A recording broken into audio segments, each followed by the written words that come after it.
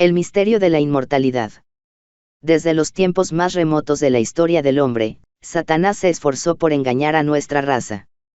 El que había promovido la rebelión en el cielo deseaba inducir a los habitantes de la tierra a que se uniesen con él en su lucha contra el gobierno de Dios. Adán y Eva habían sido perfectamente felices mientras obedecieron a la ley de Dios, y esto constituía un testimonio permanente contra el aserto que Satanás había hecho en el cielo, de que la ley de Dios era un instrumento de opresión y contraria al bien de sus criaturas. Además, la envidia de Satanás se despertó al ver la hermosísima morada preparada para la inocente pareja. Resolvió hacer caer a esta para que, una vez separada de Dios y arrastrada bajo su propio poder, pudiese él apoderarse de la tierra y establecer allí su reino en oposición al Altísimo. Si Satanás se hubiese presentado en su verdadero carácter, habría sido rechazado en el acto, pues Adán y Eva habían sido prevenidos contra este enemigo peligroso, pero Satanás trabajó en la oscuridad, encubriendo su propósito a fin de poder realizar mejor sus fines. Valiéndose de la serpiente, que era entonces un ser de fascinadora apariencia, se dirigió a Eva, diciéndole, «Con que Dios os ha dicho, no comáis de todo árbol del huerto». Génesis 3, verso 1. Si Eva hubiese rehusado entrar en discusión con el tentador, se habría salvado, pero ella se aventuró a alegar con él y entonces fue víctima de sus artificios. Así es como muchas personas son aún vencidas. Dudan y discuten respecto a la voluntad de Dios, y en lugar de obedecer sus mandamientos, aceptan teorías humanas que no sirven más que para encubrir los engaños de Satanás. Y respondió la mujer a la serpiente, «Del fruto de los árboles del jardín bien podemos comer, mas del fruto del árbol que está en medio del jardín, ha dicho Dios, no comeréis de él, ni lo tocaréis, no sea que muráis». Entonces dijo la serpiente a la mujer, «De seguro que no moriréis, antes bien, sabe Dios que en el día que comiereis de él, vuestros ojos serán abiertos, y seréis como Dios, conocedores del bien y del mal». Génesis 3. Verso 2 hasta el 5. La serpiente declaró que se volverían como Dios, que tendrían más sabiduría que antes y que serían capaces de entrar en un estado superior de existencia. Eva cedió a la tentación, y por influjo suyo Adán fue inducido a pecar. Ambos aceptaron la declaración de la serpiente de que Dios no había querido decir lo que había dicho, desconfiaron de su Creador y se imaginaron que les estaba cortando la libertad y que podían ganar gran caudal de sabiduría y mayor elevación quebrantando su ley. Pero ¿cómo comprendió Adán, después de su pecado, el sentido de las siguientes palabras? «En el día que comieres de él de seguro morirás»? Comprendió qué significaban lo que Satanás le había inducido a creer, que iba a ascender a un grado más alto de existencia. De haber sido así, habría salido ganando con la transgresión, y Satanás habría resultado en bienhechor de la raza. Pero Adán comprobó que no era tal el sentido de la declaración divina. Dios sentenció al hombre, en castigo por su pecado, a volver a la tierra de donde había sido tomado, polvo eres, y al polvo volverás. Génesis 3, verso 19. Las palabras de Satanás, «vuestros ojos serán abiertos», resultaron ser verdad, pero solo del modo siguiente: después de que Adán y Eva hubieron desobedecido a Dios, sus ojos fueron abiertos y pudieron discernir su locura, conocieron entonces lo que era el mal y probaron el amargo fruto de la transgresión. En medio del Edén crecía el árbol de la vida, cuyo fruto tenía el poder de perpetuar la vida. Si Adán hubiese permanecido obediente a Dios, habría seguido gozando de libre acceso a aquel árbol y habría vivido eternamente.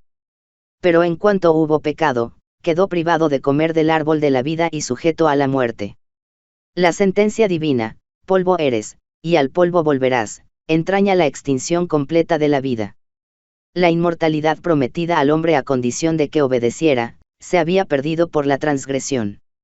Adán no podía transmitir a su posteridad lo que ya no poseía, y no habría quedado esperanza para la raza caída, si Dios, por el sacrificio de su Hijo, no hubiese puesto la inmortalidad a su alcance. Como la muerte así pasó a todos los hombres, pues que todos pecaron, Cristo sacó a la luz la vida y la inmortalidad por el Evangelio. Romanos 5, verso 12, segunda de Timoteo 1, verso 10.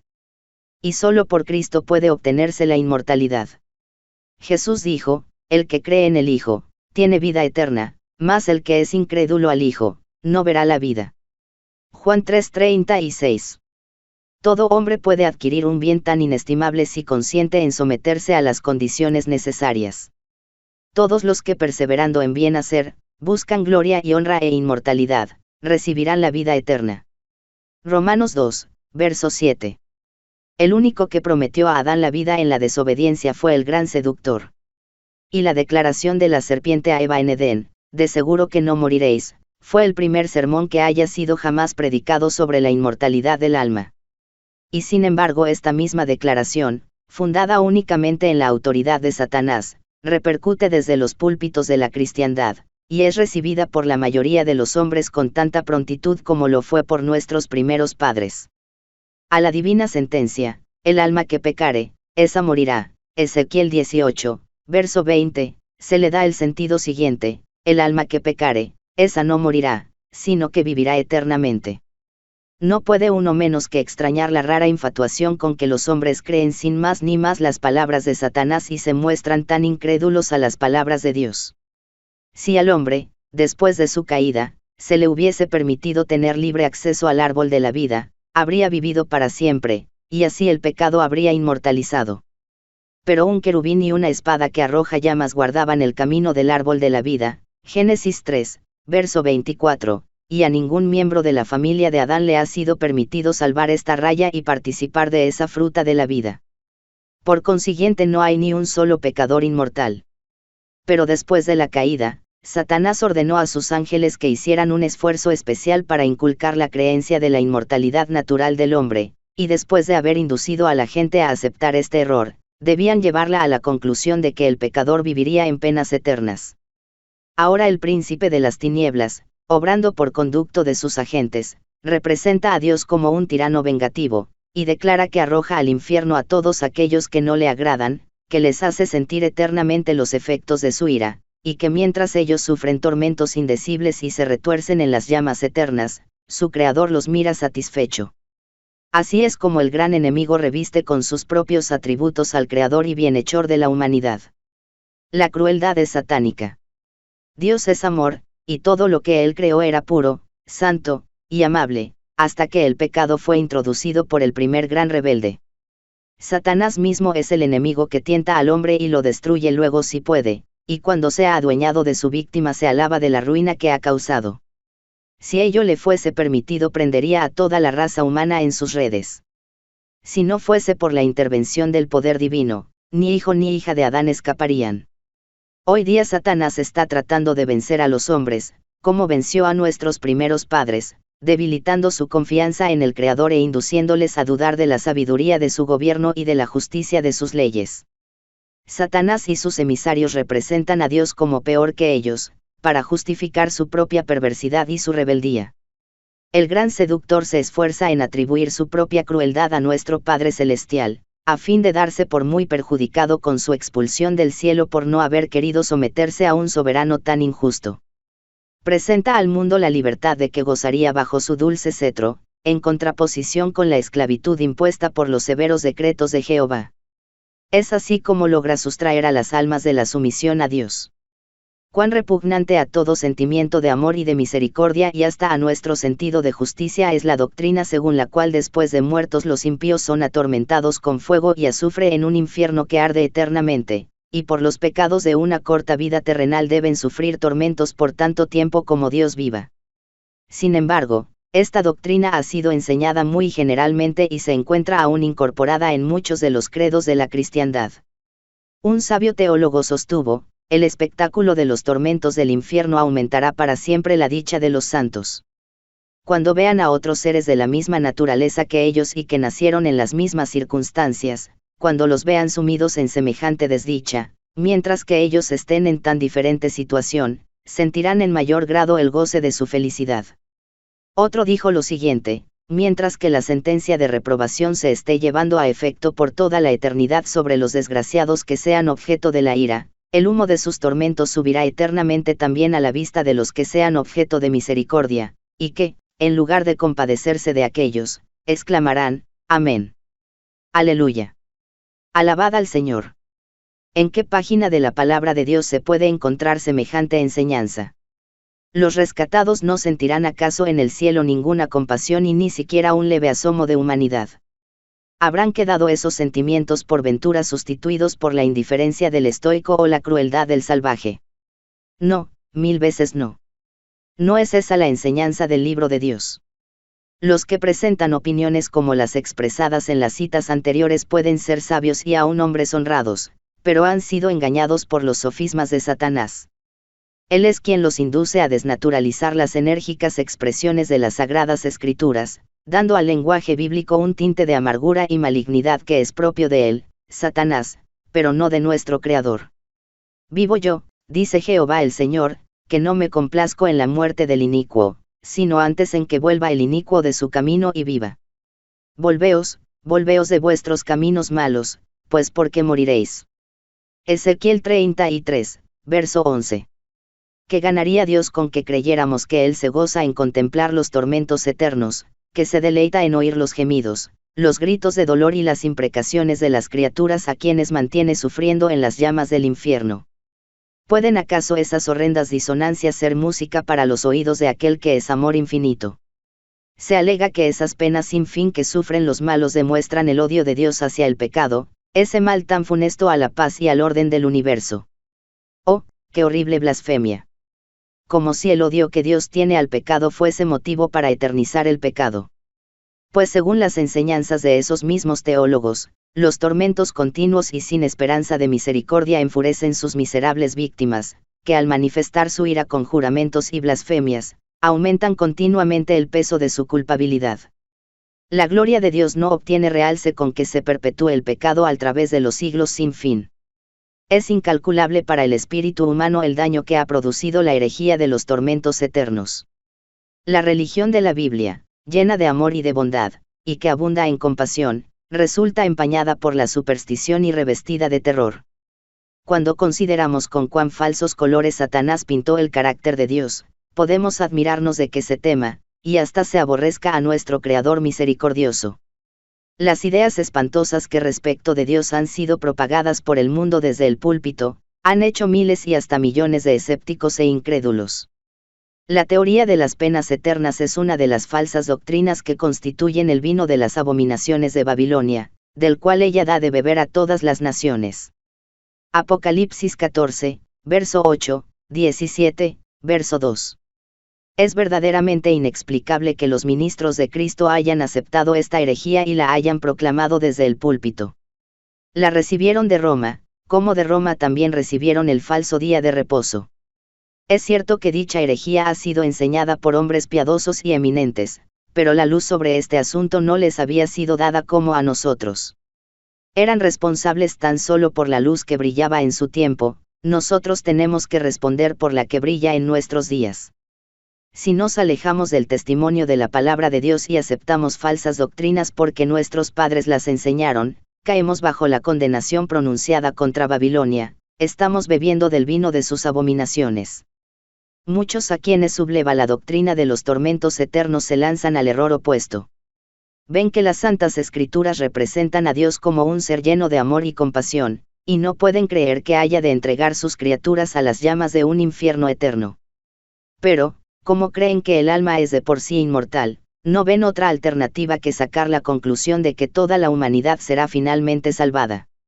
Muchos son los que consideran las amenazas de la Biblia como destinadas tan solo a amedrentar a los hombres para que obedezcan y no como debiendo cumplirse literalmente. Así el pecador puede vivir en placeres egoístas, sin prestar atención alguna a lo que Dios exige de él, y esperar sin embargo que será recibido finalmente en su gracia. Semejante doctrina que así especula con la misericordia divina, pero ignora su justicia, agrada al corazón carnal y alienta a los malos en su iniquidad. Para muestra de cómo los que creen en la salvación universal tuercen el sentido de las Escrituras para sostener sus dogmas deletéreos para las almas, basta citar sus propias declaraciones.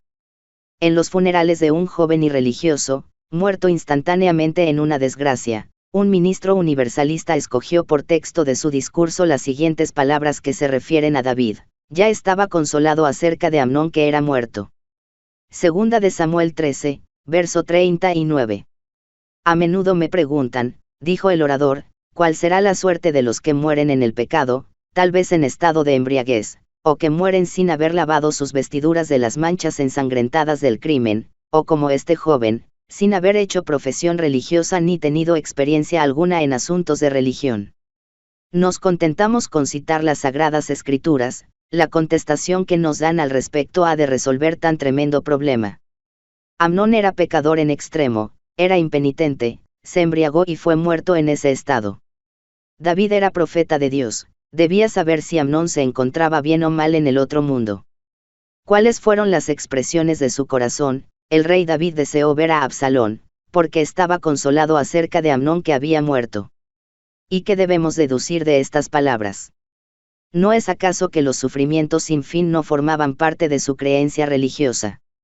Así lo entendemos nosotros, y aquí encontramos un argumento triunfante en apoyo de la hipótesis más agradable, más luminosa y más benévola de la pureza y de la paz finales y universales. Se había consolado de la muerte de su hijo. ¿Y por qué? Porque podía con su ojo de profeta echar una mirada hacia el glorioso estado, ver a su hijo muy alejado de todas las tentaciones, libertado y purificado de la esclavitud y corrupciones del pecado, y, después de haber sido suficientemente santificado e iluminado, admitido a la asamblea de espíritus superiores y dichosos. Su solo consuelo consistía en que su hijo amado, al ser recogido del presente estado de pecado y padecimiento, había ido a donde el soplo sublime del Espíritu Santo sería derramado sobre su alma oscurecida, a donde su espíritu se desarrollaría con la sabiduría del cielo y con los dulces transportes del amor eterno, a fin de ser así preparado para gozar con una naturaleza santificada del descanso y de las glorias de la herencia eterna. Con esto queremos dar a entender que creemos que la salvación del cielo no depende en nada de lo que podamos hacer en esta vida, ni de un cambio actual de corazón, ni de una creencia actual ni de una profesión de fe religiosa. Así es como este profeso ministro de Cristo reitera la mentira ya dicha por la serpiente en Edén: de seguro que no moriréis. En el día que comiereis de él, vuestros ojos serán abiertos, y seréis como Dios. Afirma que los más viles pecadores, el homicida, el ladrón y el adúltero, serán preparados después de la muerte para gozar de la eterna bienaventuranza. ¿Y de dónde saca sus conclusiones este falseador de las Sagradas Escrituras? De una simple frase que expresa la sumisión de David a la dispensación de la providencia. Su alma deseó ver a Absalón, porque estaba consolado acerca de Amnón que era muerto. Al mitigarse con el andar del tiempo la acrimonia de su aflicción, sus pensamientos se volvieron del hijo muerto al hijo vivo que se había desterrado voluntariamente por temor al justo castigo de su crimen. Y esto es una evidencia de que el incestuoso y ebrio Amnón fue al morir llevado inmediatamente a la morada de los bienaventurados, para ser purificado y preparado allí para la sociedad de los ángeles inmaculados. Fábula amena, por cierto, muy apropiada para satisfacer el corazón carnal, es la doctrina del mismo Satanás y produce el efecto que él desea. Es entonces de extrañar que con tales enseñanzas la iniquidad abunde. La conducta de este falso maestro ilustra la de otros muchos.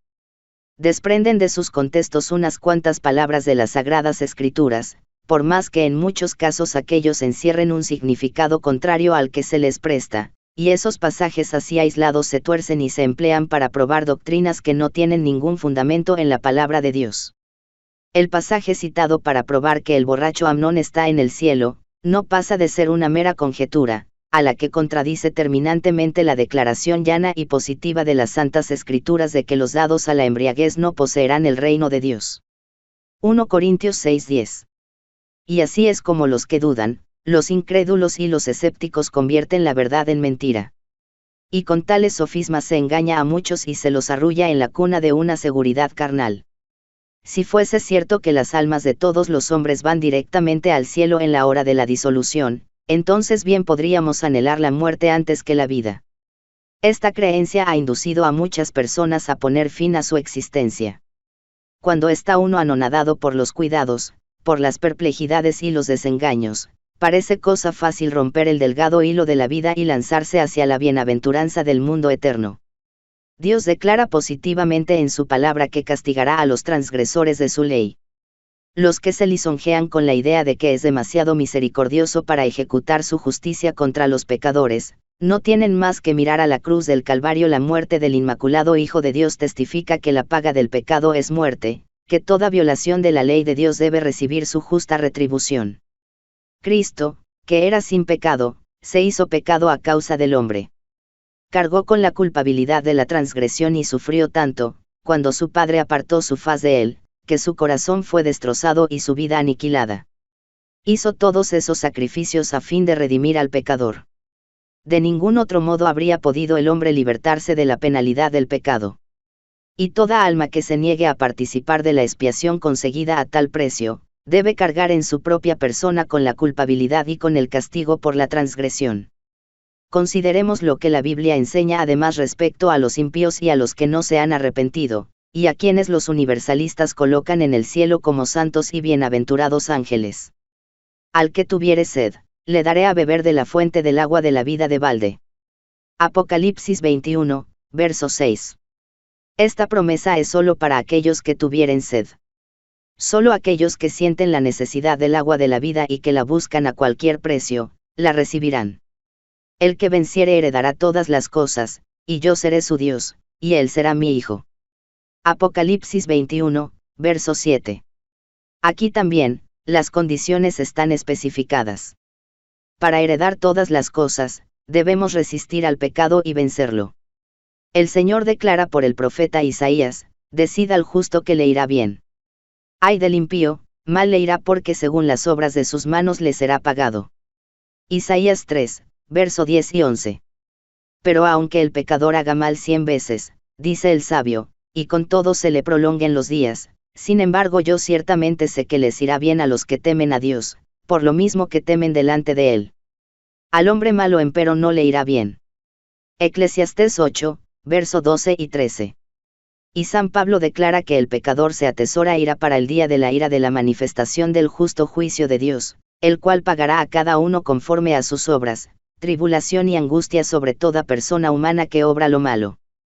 Romanos 2, versos 5, 6 y 9. Ningún fornicario, ni persona impúdica, u hombre avaro, el cual es idólatra, tiene herencia alguna en el reino de Cristo y de Dios. Efesios 5, verso 5. Seguid la paz con todos, y la santidad, sin la cual nadie verá al Señor. Hebreos 12, verso 14. Bienaventurados los que guardan sus mandamientos, para que su potencia sea en el árbol de la vida, y que entren por las puertas en la ciudad. Mas los perros estarán fuera, y los hechiceros, y los disolutos, y los homicidas, y los idólatras, y cualquiera que ama y hace mentira. Apocalipsis 22, verso 14 y 15.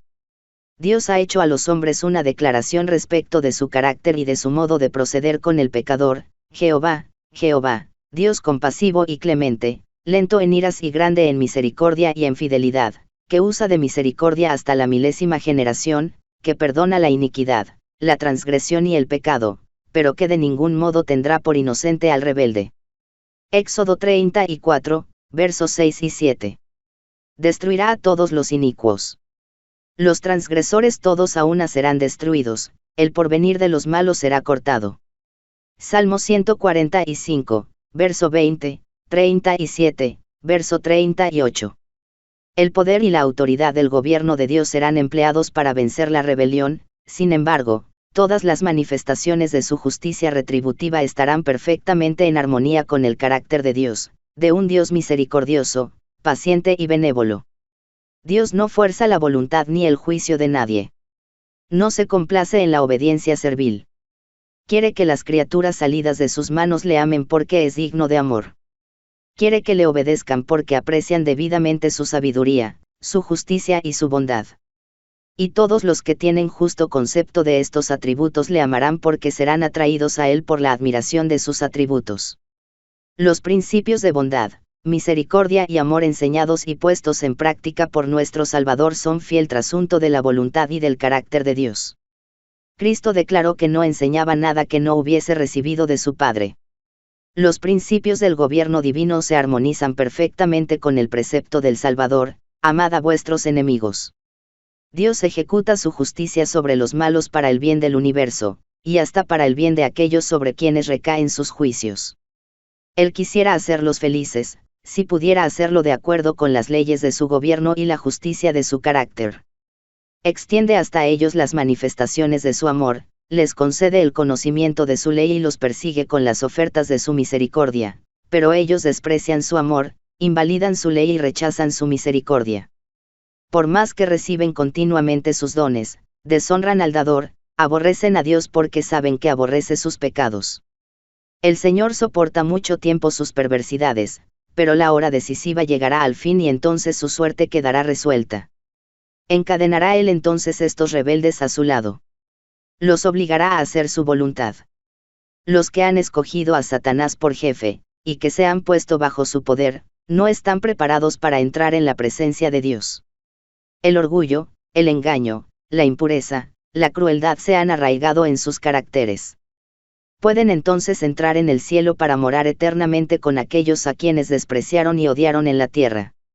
La verdad no agradará nunca al mentiroso, la mansedumbre no satisfará jamás a la vanidad y al orgullo, la pureza no puede ser aceptada por el disoluto, el amor desinteresado no tiene atractivo para el egoísta. ¿Qué goces podría ofrecer el cielo a los que están completamente absorbidos en los intereses egoístas de la tierra? ¿Acaso podrían aquellos que han pasado su vida en rebelión contra Dios ser transportados de pronto al cielo y contemplar el alto y santo estado de perfección que allí se ve, donde toda alma rebosa de amor, todo semblante irradia alegría, la música arrobadora se eleva en acordes melodiosos en honor a Dios y al Cordero, y brotan raudales de luz del rostro de aquel que está sentado en el trono e inundan a los redimidos? ¿Podrían acaso aquellos cuyos corazones están llenos de odio hacia Dios y a la verdad y a la santidad alternar con los ejércitos celestiales y unirse a sus cantos de alabanza? ¿Podrían soportar la gloria de Dios y del Cordero? No, no, años de prueba les fueron concedidos para que pudiesen formar caracteres para el cielo, pero nunca se acostumbraron a amar lo que es puro, nunca aprendieron el lenguaje del cielo, y ya es demasiado tarde. Una vida de rebelión contra Dios los ha inhabilitado para el cielo. La pureza, la santidad y la paz que reinan allí serían para ellos un tormento, la gloria de Dios, un fuego consumidor. Ansiarían huir de aquel santo lugar. Desearían que la destrucción los cubriese de la faz de aquel que murió para redimirlos. La suerte de los malos queda determinada por la propia elección de ellos. Su exclusión del cielo es un acto de su propia voluntad y un acto de justicia y misericordia por parte de Dios. Del mismo modo que las aguas del diluvio, las llamas del gran día proclamarán el veredicto de Dios de que los malos son incurables. Ellos no tienen ninguna disposición para someterse a la autoridad divina. Han ejercitado su voluntad en la rebeldía, y cuando termine la vida será demasiado tarde para desviar la corriente de sus pensamientos en sentido opuesto, demasiado tarde para volverse de la transgresión hacia la obediencia, del odio hacia el amor. Al perdonarle la vida a Caín el homicida, Dios dio al mundo un ejemplo de lo que sucedería si le fuese permitido al pecador seguir llevando una vida de iniquidad sin freno. La influencia de las enseñanzas y de la conducta de Caín arrastraron al pecado a multitudes de sus descendientes, hasta que la malicia de los hombres era mucha en la tierra, y que todo designio de los pensamientos del corazón de ellos era de continuo solamente el mal. Y se corrompió la tierra delante de Dios, y estaba la tierra llena de violencia. Génesis 6, verso 5, y verso 11. Fue por misericordia para con el mundo por lo que Dios barrió los habitantes de él en tiempo de Noé. Fue también por misericordia por lo que destruyó a los habitantes corrompidos de Sodoma. Debido al poder engañador de Satanás, los obreros de iniquidad se granjean simpatía y admiración y arrastran a otros a la rebelión. Así sucedió en días de Caín y de Noé, como también en tiempo de Abraham y de Lot, y así sucede en nuestros días. Por misericordia para con el universo destruirá Dios finalmente a los que rechazan su gracia. Porque la paga del pecado es muerte, mas la dádiva de Dios es vida eterna en Cristo Jesús Señor nuestro. Romanos 6, verso 23. Mientras la vida es la heredad de los justos, la muerte es la porción de los impíos. Moisés declaró a Israel: mira, yo he puesto delante de ti hoy la vida y el bien, la muerte y el mal. Deuteronomio 30, verso 15. La muerte de la cual se habla en este pasaje no es aquella a la que fue condenado Adán, pues toda la humanidad sufre la penalidad de su transgresión. Es la muerte segunda, puesta en contraste con la vida eterna. A consecuencia del pecado de Adán, la muerte pasó a toda la raza humana. Todos descienden igualmente a la tumba. Y debido a las disposiciones del plan de salvación, todos saldrán de los sepulcros. Ha de haber resurrección de los muertos, así de justos como de injustos. Hechos 24, verso 15. Porque así como en Adán todos mueren, así también en Cristo todos serán vivificados. Primera de Corintios 15, verso 22. Pero queda sentada una distinción entre las dos clases que serán resucitadas. Todos los que están en los sepulcros oirán su voz, del Hijo del Hombre, y los que hicieron bien, saldrán a resurrección de vida, mas los que hicieron mal a resurrección de condenación. Juan 5, verso 28 y 29. Los que hayan sido tenidos por dignos de resucitar para la vida son llamados dichosos y santos. Sobre los tales la segunda muerte no tiene poder. Apocalipsis 20, verso 6. Pero los que no hayan asegurado para sí el perdón, por medio del arrepentimiento y de la fe, recibirán el castigo señalado a la transgresión, la paga del pecado. Sufrirán un castigo de duración e intensidad diversa según sus obras, pero que terminará finalmente en la segunda muerte. Como, en conformidad con su justicia y con su misericordia, Dios no puede salvar al pecador en sus pecados, le priva de la existencia misma que sus transgresiones tenían ya comprometida y de la que se ha mostrado indigno. Un escritor inspirado dice, pues de aquí a poco no será el malo, y contemplará sobre su lugar, y no parecerá. Y otro dice, serán como si no hubieran sido. Salmos 37, verso 10, Abdías 16. Cubiertos de infamia, caerán en irreparable y eterno olvido. Así se pondrá fin al pecado y a toda la desolación y las ruinas que de él procedieron. El salmista dice, reprendiste gentes, destruiste al malo, raíste el nombre de ellos para siempre jamás. Oh enemigo, acabados son para siempre los asolamientos. Salmos 9, versos 5 y 6. San Juan, al echar una mirada hacia la eternidad, oyó una antífona universal de alabanzas que no era interrumpida por ninguna disonancia. Oyó a todas las criaturas del cielo y de la tierra rindiendo gloria a Dios. Apocalipsis 5, verso 13. No habrá entonces almas perdidas que blasfemen a Dios retorciéndose en tormentos sin fin, ni seres infortunados que desde el infierno unan sus gritos de espanto a los himnos de los elegidos. En el error fundamental de la inmortalidad natural, descansa la doctrina del estado consciente de los muertos, doctrina que, como la de los tormentos eternos, está en pugna con las enseñanzas de las Sagradas Escrituras, con los dictados de la razón y con nuestros sentimientos de humanidad. Según la creencia popular, los redimidos en el cielo están al cabo de todo lo que pasa en la tierra, y especialmente de lo que les pasa a los amigos que dejaron atrás. Pero ¿cómo podría ser fuente de dicha para los muertos el tener conocimiento de las aflicciones y congojas de los vivos, el ver los pecados cometidos por aquellos a quienes aman y verlos sufrir todas las penas, desilusiones y angustias de la vida? ¿Cuánto podrían gozar de la bienaventuranza del cielo los que revolotean alrededor de sus amigos en la tierra? Y cuán repulsiva es la creencia de que, apenas exhalado el último suspiro, el alma del impenitente es arrojada a las llamas del infierno. ¿En qué abismos de dolor no deben sumirse los que ven a sus amigos bajar a la tumba sin preparación para entrar en una eternidad de pecado y de dolor? Muchos han sido arrastrados a la locura por este horrible pensamiento que los atormentara. ¿Qué dicen las Sagradas Escrituras a este respecto? David declara que el hombre no es consciente en la muerte, sale su espíritu, y él se torna en su tierra, en ese mismo día perecen sus pensamientos. Salmo 146, verso 4. Salomón da el mismo testimonio, porque los que viven saben que han de morir, mas los muertos nada saben. También su amor, y su odio y su envidia, feneció ya, ni tiene ya más parte en el siglo, en todo lo que se hace debajo del sol. A donde tú vas no hay obra, ni industria, ni ciencia, ni sabiduría.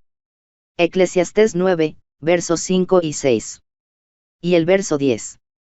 Cuando, en respuesta a sus oraciones, la vida de Ezequías fue prolongada por 15 años, el rey agradecido, tributó a Dios loores por su gran misericordia. En su canto de alabanza, dice porque se alegraba, no te ha de alabar el sepulcro, la muerte no te celebrará, ni esperarán en tu verdad los que bajan al hoyo. El viviente sí, él te alabará, como yo, el día de hoy. Isaías 38, verso 18 y 19. La teología de moda presenta a los justos que fallecen como si estuvieran en el cielo gozando de la bienaventuranza y loando a Dios con lenguas inmortales, pero Ezequías no veía tan gloriosa perspectiva en la muerte. Sus palabras concuerdan con el testimonio del salmista, porque en la muerte no hay memoria de ti, ¿quién te lo hará en el sepulcro? Salmos 6, verso 5. No son los muertos los que alaban a Jehová, ni todos los que bajan al silencio. Salmo 115, verso 17. En el día de Pentecostés, San Pedro declaró que el patriarca David murió, y fue sepultado, y su sepulcro está con nosotros hasta el día de hoy. ¿Por qué David no subió a los cielos? Hechos 2, verso 29 y verso 34. El hecho de que David permanecerá en el sepulcro hasta el día de la resurrección, prueba que los justos no van al cielo cuando mueren. Es solo mediante la resurrección, y en virtud y como consecuencia de la resurrección de Cristo por lo cual David podrá finalmente sentarse a la diestra de Dios. Y San Pablo dice, si los muertos no resucitan, tampoco Cristo resucitó, y si Cristo no resucitó, vuestra fe es vana, aún estáis en vuestros pecados. Entonces también los que murieron en Cristo perecieron. Primera de Corintios 15, verso 16 hasta el 18. Si desde hace 4000 años los justos al morir hubiesen ido directamente al cielo, ¿cómo habría podido decir San Pablo que si no hay resurrección, también los que murieron en Cristo, perecieron? No habría necesidad de resurrección. El mártir Tindale, refiriéndose al estado de los muertos, declaró, confieso francamente que no estoy convencido de que ellos gocen ya de la plenitud de gloria en que se encuentran Dios y los ángeles elegidos. Ni es tampoco artículo de mi fe, pues si así fuera, entonces no puedo menos que ver que sería vana la predicación de la resurrección de la carne. Es un hecho incontestable que la esperanza de pasar al morir a la felicidad eterna ha llevado a un descuido general de la doctrina bíblica de la resurrección. Esta tendencia ha sido notada por el Dr. Adam Clarke, quien escribió, la doctrina de la resurrección parece haber sido mirada por los cristianos como si tuviera una importancia mucho mayor que la que se le concede hoy. ¿Cómo es eso? Los apóstoles insistían siempre en ella y por medio de ella incitaban a los discípulos de Cristo a que fuesen diligentes, obedientes y de buen ánimo. Pero sus sucesores actuales casi nunca la mencionan. Tal la predicación de los apóstoles, y tal la fe de los primitivos cristianos, tal nuestra predicación y tal la fe de los que nos escuchan.